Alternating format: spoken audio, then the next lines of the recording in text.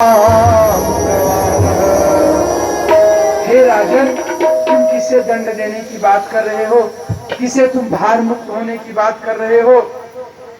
क्योंकि ना मैं पतला हूँ, ना मैं मोटा हूँ, ना मैं पैदा होता हूँ, ना मैं मरता हूँ।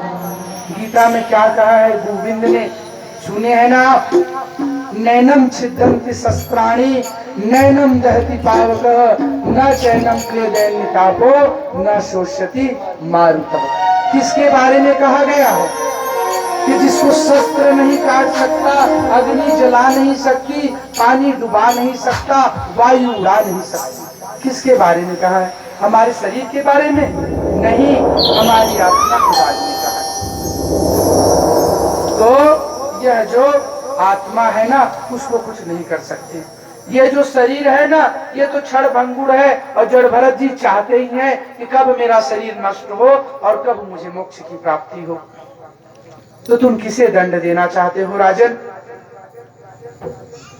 भरत जी महाराज की बातों को सुन के राहुगढ़ ने सोचा, जो रघुगढ़ है वो तुरंत निकले और इतने देर से उनको ऐसी देख रहे थे। अब ध्यान से जब देखा तो एक मोटा सा यज्ञोपवित्र उनके कंधे में लगा हुआ था। और राजा रघुगढ़ तुरंत समझ गए कि यह कोई और नहीं, यह सिद्ध पुरुष है। तुरंत हाथ जोड़ लिया और जोड़ने के बाद पूछा, महाराज कृपा करके आप अपना परिचय दीजिए, आप कौन हैं? कोई ब्रह्म ज्ञानी है महाराज। मुझे इस संसार में सबसे भय नहीं लगता है, केवल एक व्यक्ति से भय लगता है महाराज। किससे?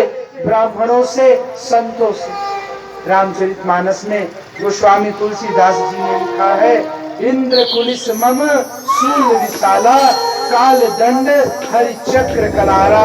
और जो इनकर मारा नहीं मरई विप्र देह पावक सो जरई।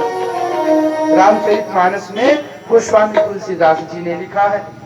महाराज मुझे ब्राह्मण कुल के अपमान से डर लगता है, क्योंकि ब्राह्मण यदि कुपित हो जाए तो वह केवल उस व्यक्ति को ही नहीं वरन उसके पूरे वंश का विनाश कर देता है।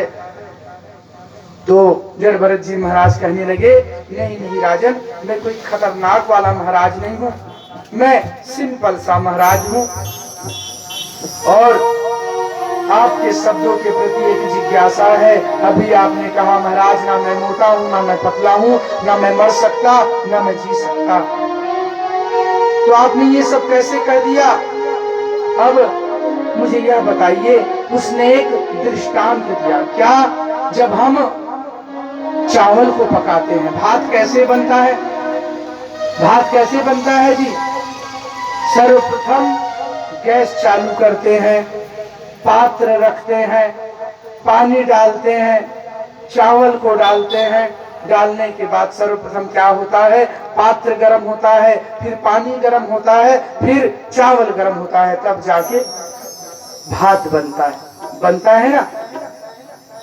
यह सुन के जड़ भरत जी महाराज खूब हंसे और बोले, राजन तुम तो हो महामूर्ख, विद्वानों के संग में जरूर बैठे हैं, लेकिन तुमको दृष्टांत देना नहीं आया। क्यों? क्योंकि इन पदार्थों को देखा जा सकता है, तो तुम दृष्टांतों को देख रहे हो। आत्मा को कोई देख सकता है क्या? उसे तुमने छुआ है क्या? अब इस प्रकार से आज अनेक प्रकार से जब उसके अहंकार को, मद को दूर किया, तो प्यारे सज्जनों, आज उसका राजमत जो जितना था अहंकार था राजा रघुगढ़ का, वह जड़ भरत जी महाराज का दूर हो गया। आज महाराज ने आत्म सत्व का उपदेश दिया, अंत में भवाटवी का अद्भुत वर्णन किया। संसार एक भयंकर बिहड़ जंगल है, कोई सद्गुरु हमारे ठाकुर जी हमें बाहर निकाल सकते हैं, जिसको गली गली का ज्ञान है। इस प्रकार राजा रघुगढ़ का कल्याण हो गया और जड़ भरत जी महाराज ने आज रघुगढ़ का कल्याण कर दिया। प्यारे सज्जनों, श्री सुखदेव जी महाराज कहते हैं कि हे परीक्षित, प्रिय वंश के इसी अंतिम राजा महाराज विरज हुए, जिन्होंने समस्त देवताओं की शोभा, भगवान विष्णु की आभा प्रभा रखी। और उसी प्रकार राजा विरज ने अपने सुयश से विभूषित किया इस वंश को। प्रेम से बोले बाके बिहारी लाल की जय। प्यारे सज्जनों, आज जो द्वितीय दिवस की पावन कथा है वह पूर्ण हुआ। कल हम आप सबको तृतीय दिवस की कथा में प्रवेश कराएंगे। कल प्यारे श्रोताओं, हम आपको बड़े बड़े जो दिव्य उपदेश है श्री सुखदेव जी महाराज ने नरकों का वर्णन किया है और भक्त प्रहलाद के जो चरित्र है उसको हम आप सबको श्रवण कराएंगे। नारद जी ने युधिष्ठिर जो महाराज को जो वर्णाश्रम मतलब वर्ण कितने प्रकार के होते हैं उनको बताएंगे और आज की जो कथा है यही पूर्ण। प्रेम से बोले भागवत भगवान की जय, कन्हैया लाल की जय, भगवान की जय, आनंद की जय। आइए हरि नाम संकीर्तन कर लेते हैं। तत्पश्चात जो भगवान की मंगल आरती है उसको हम सब श्याम तेरी बंसी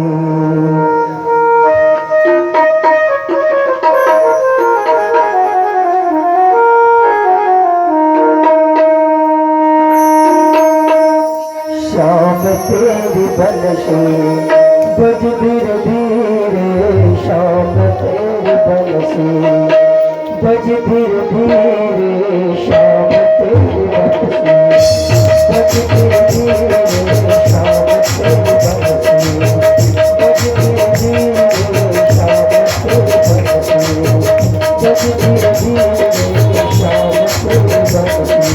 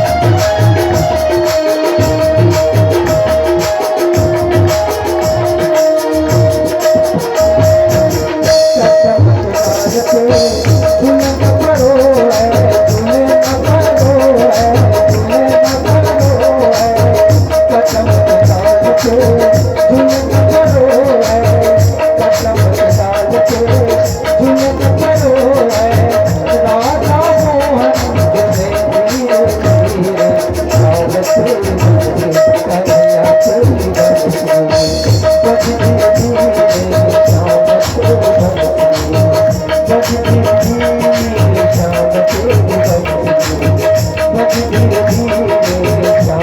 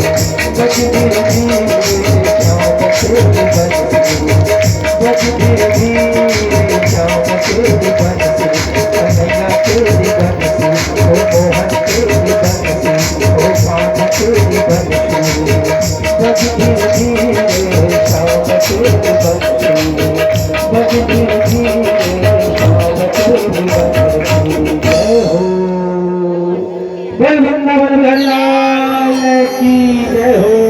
भागवत महापुराण की, व्यास जी महाराज की जय। जय श्री राधे, जय जय श्री राधे, जय जय श्री राधे श्याम।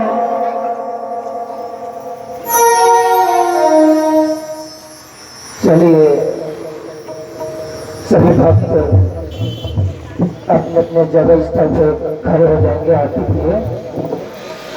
अब भगवान श्री भागवत भगवान की आरती प्रारंभ होने जा रहा था। आप सभी अपने अपने जगह स्थल पे खड़े हो जाएंगे और आप जो आरती में सम्मिलित होना तो आप लोग अति शीघ्र भागवत भगवान की आरती प्रारंभ होने जा रहा है। तो आप सभी भक्त, सभी हमारे माता पिताएं, भाई बंधु, आप सभी आरती में सम्मिलित जरूर होंगे। अब आरती प्रारंभ होने जा रहा है। बोल वृंदावन बिहारी लाल की जय।